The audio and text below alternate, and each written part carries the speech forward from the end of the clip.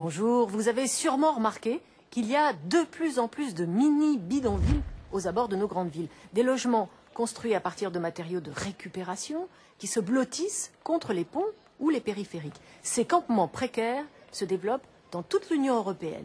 Nous partons en Espagne, où se trouve l'un des plus grands bidonvilles européens. Il existe depuis 50 ans. Et nous irons aussi en Grèce. Il n'y existait pas de bidonville jusqu'à présent, mais la crise a fait exploser la précarité. C'est parti.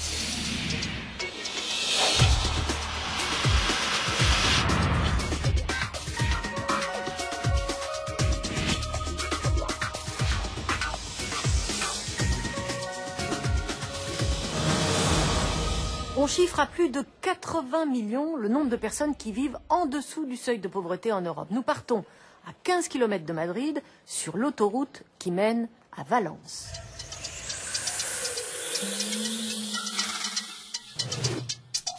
On y trouve un immense bidonville où vivent entre 20 et 40 000 personnes. Les maisons en dur, illégales, côtoient les taudis. Les gouvernements ont tous tenté de le faire disparaître, mais pour l'instant, sans succès. Ils n'ont pour horizon qu'une autoroute. Aux portes de Madrid, à 15 km à peine, voici la Cañada Real, le plus grand bidonville d'Europe. Espagnols, Marocains et Gitans y ont bâti leurs maisons sur des terrains inconstructibles. Posés sur cet ancien chemin de transhumance, en 50 ans, les bâtisses de la Cañada n'ont cessé de se répandre. L'eau et l'électricité sont piratées, mais les intérieurs sont surprenants. Ici, une piscine aux couleurs du Real de Madrid. Miguel est une figure de la Cañada.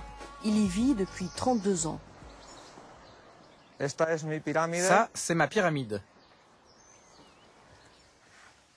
Artiste à ses heures, Miguel est amoureux de son quartier. Les dessins aident à se concentrer. Souvent, on se réunit ici avec quelques personnes pour méditer. On ferme la porte et regardez. Le silence. La Cañada a une mauvaise réputation et je voulais changer cette image en montrant qu'ici on peut faire de l'art ou d'autres choses qui n'ont rien à voir avec cette mauvaise réputation. Cette mauvaise réputation, les habitants de la Cañada la doivent à des voisins bien encombrants, à quelques centaines de mètres de chez eux. Des toxicomanes et des dealers.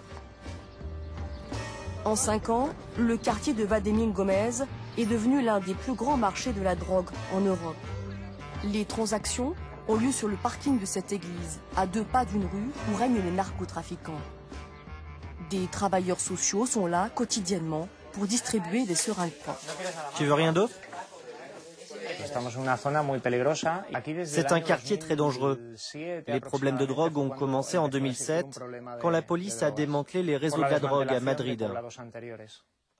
Les narcotrafiquants se sont alors repliés sur cette zone, et c'est ici qu'ils viennent vendre. La Cañada est composée de 6 secteurs, mais les autorités se servent de l'image de ce quartier pour s'attaquer aux bidonvilles.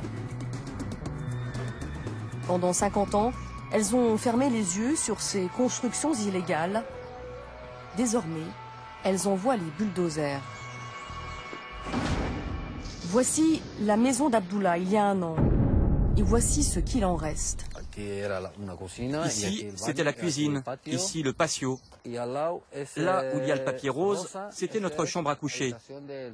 Et là où il y a du bleu, celle des enfants.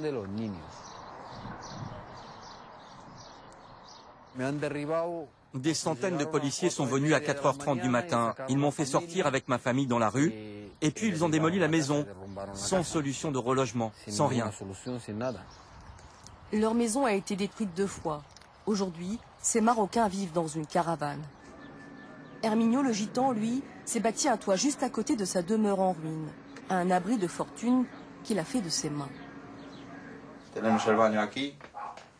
Là, ce sont les toilettes. Vous dormez où? On dort tous ici. Moi, ma femme qui est enceinte et le petit. À 4, ici.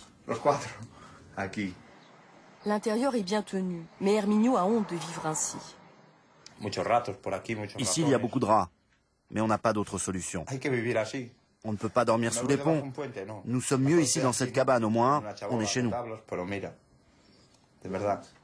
Comme tous les Espagnols de la Cañada, Miguel a évité les destructions en faisant valoir ses droits d'ancien habitant auprès de la justice. La Cañada, c'est son combat à lui contre l'oppression des autorités. Regardez, c'est Guernica. J'ai tout sculpté sur la pierre. C'est comme un symbole pour la Cañada. Miguel